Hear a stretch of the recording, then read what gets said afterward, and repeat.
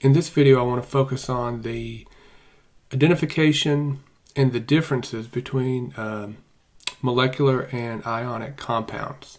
That's one of the more important things in terms of being able to name a compound.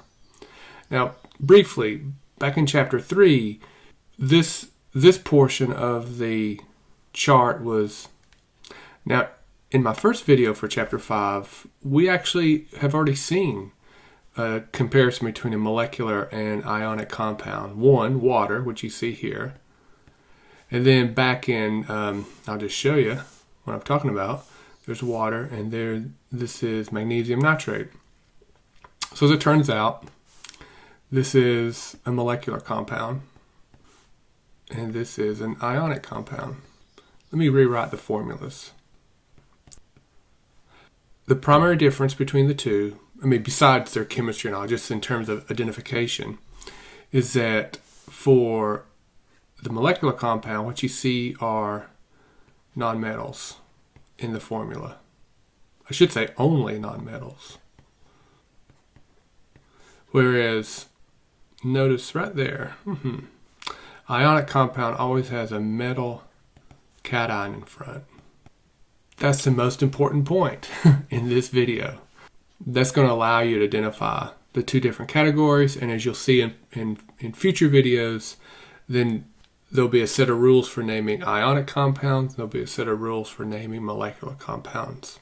Let's go beyond that just a little bit here in this video. So what's the physical difference between, or the chemical difference between the two substances, or two types of compounds? Well, there's an illustration right here. And for the ionic compound, what you have here, well, you can see ions. How do ions form? Well, we already talked about this, electron transfer. We saw it back in chapter 4 in the context of the ionic charges that occur within the periodic table, the periodic trend of ionic charges. And there's actually a table. Let's just go and take a peek at it.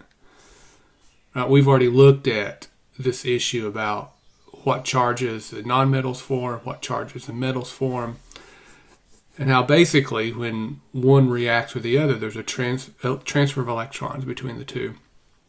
That is what generates these ions, and that is what establishes ionic compounds. Whereas in molecular compounds here, what they do is they share electrons in the form of a covalent bond. Now, we'll come back to this in chapter 10, talk about the structures, etc. Again, right now is a recognition of when do we have a molecular compound, nonmetals, and when do we have an ionic compound, a metal. Just a reminder from the periodic table, right? There's this divider that we see on all periodic tables. On this side, we have the nonmetals. And then this side, the entire side, these are the metals. There are some exceptions, of course, but the ones we're going to see in this class, we're going to see this pattern of metal plus nonmetal, that's an ionic. All nonmetal, that's a molecular. Now, briefly, we've discussed this here and there, I think. Let's do it officially. There are molecular elements. Okay, so we're actually in this category here, these diatomic elements.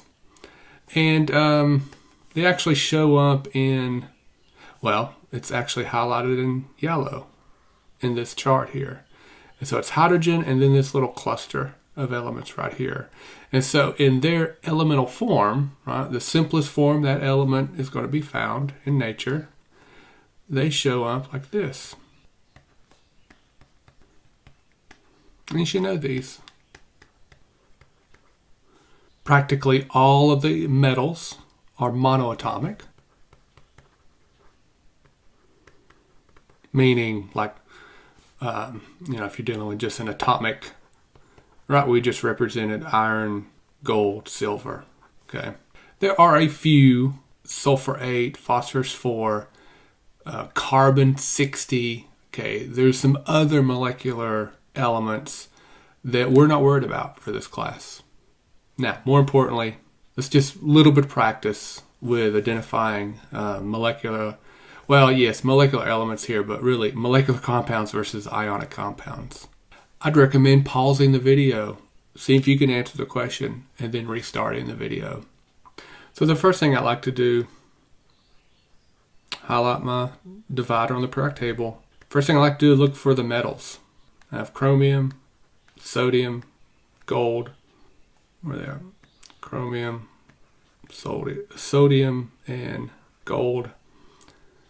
And remember, right, if you see the metal in front of the formula, then that is going to be an ionic compound. And let's just go through, label these numbers. So, right, through the metal in front, we're looking at ionic compounds here and here. Metal, non-metal, oxygen, chlorine. And then the last one, just gold, that was our just atomic element, which again, for this chapter isn't that important. It's a distinction between molecular compounds and ionic compounds.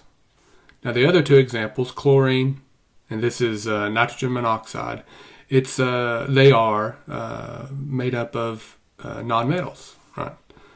Nitrogen, oxygen, chlorine. Chlorine was in that group that's diatomic, so let's just go ahead and take care of it. That's that molecular element.